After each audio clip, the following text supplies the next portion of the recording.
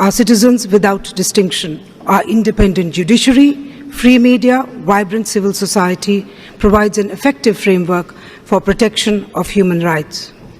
My government is taking affirmative actions by adopting progressive policies to promote socio-economic equality and justice.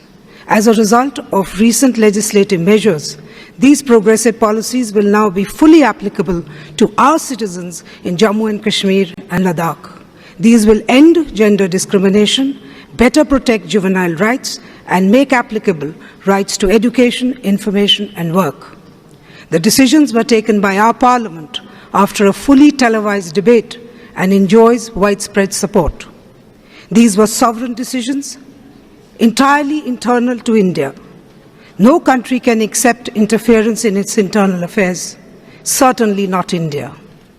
Despite challenging circumstances, Jammu and Kashmir civil administration is ensuring basic services, essential supplies, mobility, and connectivity.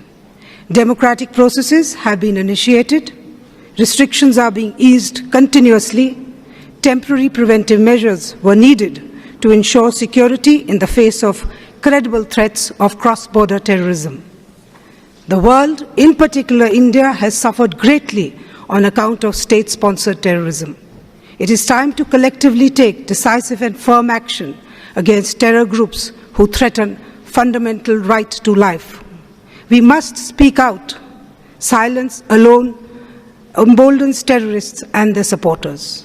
Mr. President, one delegation here has given a running commentary with offensive rhetoric of false allegations and concocted charges against my country. The world is aware that this fabricated narrative comes from the epicenter of global terrorism, where ringleaders are sheltered for years. This country conducts cross-border terrorism as a form of alternate diplomacy. National Register for Civil Rights is a statutory, transparent, non-discriminatory legal process mandated and monitored by the Supreme Court of India. Its implementation will comply with Indian laws. As a responsible member of the international community, India firmly believes in a constructive approach to promote and protect human rights. My full statement will be on the HRC Internet. I thank you all. Je vous remercie. Je donne la parole aux Bahamas. Merci, Monsieur le Président. The Bahamas thanks the High Commissioner for her oral update presented yesterday and welcomes its timely and comprehensive focus on the important issue of climate change.